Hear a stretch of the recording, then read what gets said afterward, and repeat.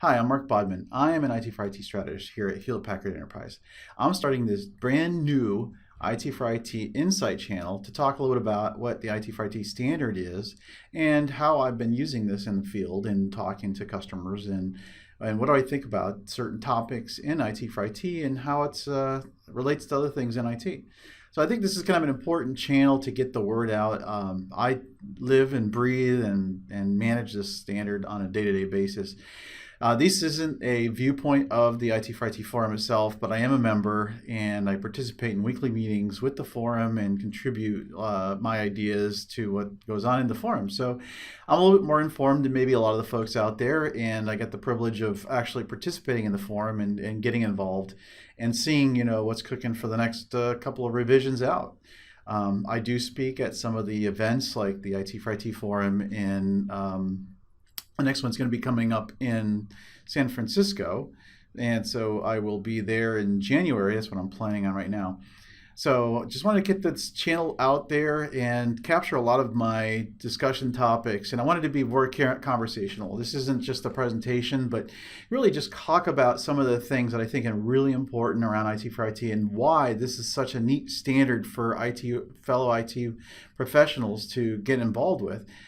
The IT standard is created by IT people and vendors alike. So we've got a very nice mediation between consumers of the standard on both ends of the spectrum, from those that are providing IT services and those that are consuming IT services, right? There's two ends of that spectrum.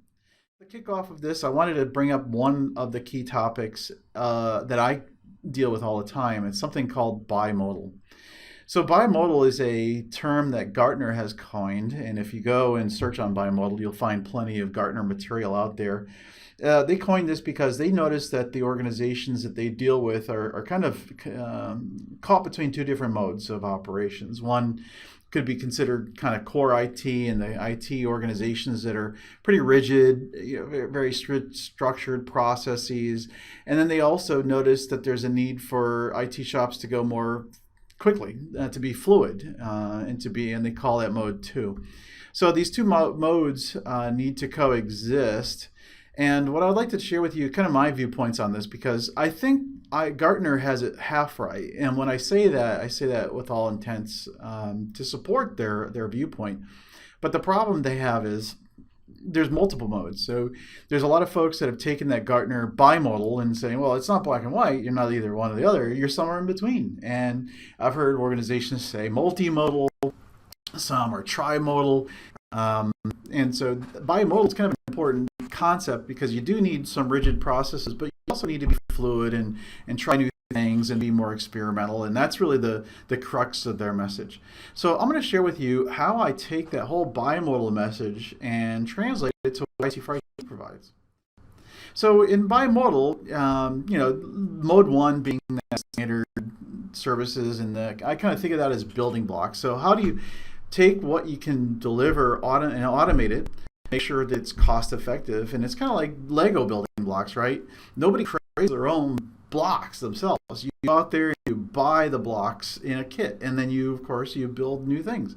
And so that's what the services are in an organization. If you had the right building blocks, you can build something greater. And when you have the IT4IT structures, that really equates well with what we call cost of a fill, the value stream that kind of takes those standards and puts them into a package that you can consume. You define and publish those catalogs of standard services. People can go in there and subscribe to those services. You can fulfill the services through automated means. That could be sourced internally or through a brokered service from an external provider. It doesn't really matter. You fulfill that service, make sure that person's got the service that they need. And then, of course, you measure that service over the lifetime to make sure that, when you're done using it, you relinquish that resource back to whoever needs the resource next. So I see this as being sort of really squarely rooted in that mode 1, or what we call here at HP core IT. Mode 2, on the however, is what mode 2, however, is really that fluid IT. It's the ability to kind of go out there and address new problems using sort of a kit of tools and to quickly respond to needs, try new things. But when you try new things, you don't want to completely go off the reservation. You need certain basic tools. You need certain basic capabilities. So as the ad hoc demand comes in and you want to go out there and respond to it quickly and be more agile, you really need to have those standard services that you rely on.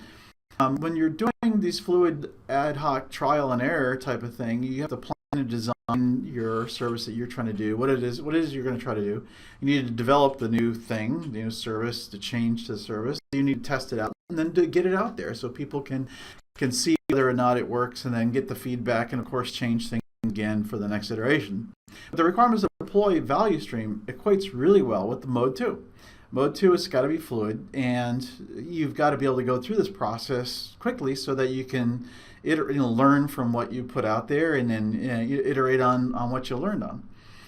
And so these are very symbiotic concepts. So what I see is that request to fulfill services really allows you to have a set of building blocks. So for example, if you've got a development team, do they have a development environment? Do you have a testing environments? Do you have data that they can use to start trying out new things and trying new analytics or creating new applications around there? So if you're an IT shop, think of that request to fulfill value stream as sort of that mode 1 IT organization that needs to exist, right? Lower the cost of IT, automate that fulfillment, right? Make it very easy to understand the basic building blocks, but then accelerate those fluid IT teams by providing all the tools that they need to go out there and try new things, but not go completely off the reservation, right? What are the boundaries? Right? Are you going to give them their own network environment, right, which is cordoned off from the rest of the network so they can't hurt everything else that's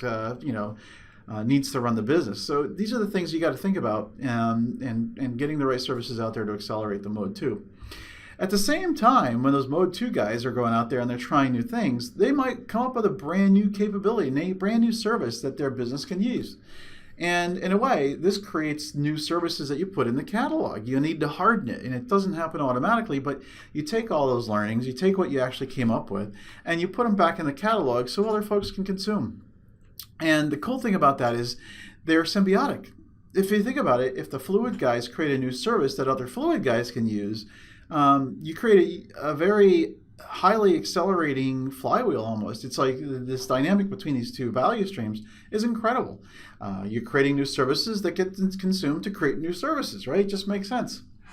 And when the IT leadership kind of looks at this and they have to think about, well, I've got to fund both of these activities. I talk to customers and they're stuck in mode 1. They're all core and they're kind of experimenting. They really don't know how to go fluid, right? It's almost like, we don't know how to go off the reservations. We're rigid. We've got processes. We follow the process, but we don't know how to, allow folks to experiment, and we don't have that kind of thinking. So when you're funding IT organizations, you got to look at funding both. And I like to think about that as striking a balance.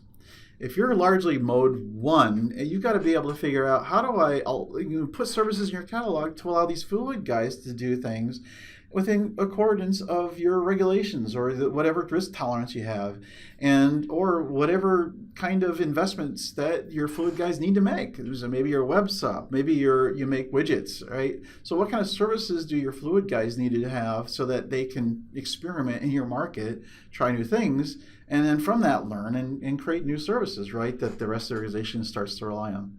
So this bimodal concept is really cool. I love it, but the problem is, in Gartner's eyes, it all is requirements to deploy in different versions of that. I see this as being much more implementable on IT4IT in a value stream context, right? In this value stream context, you've got the two different modes of thinking, but it's much easier to understand how they work together, and basically you have to fund both. You don't fund one or the other. You fund really both of them, and it's just striking that balance, like I said. So thank you very much for listening to my very first short IT4IT Insight on BiModal, and I hope that you tune in for more of these discussions. I think these are going to be very helpful for the folks that are out there and learning about new things like IT4IT or BiModal, and how you can use this in your organization to kind of move the needle, to make things better, to improve, to implement more IT automation, and just kind of conquer your market. So things like bimodal and IT are very important, and how they work together. I think this is the magic. This is the magic that we can do when we start looking at this in a very analytical mind. So thank you for tuning into my IT4IT Insights channel, and I hope to see you soon.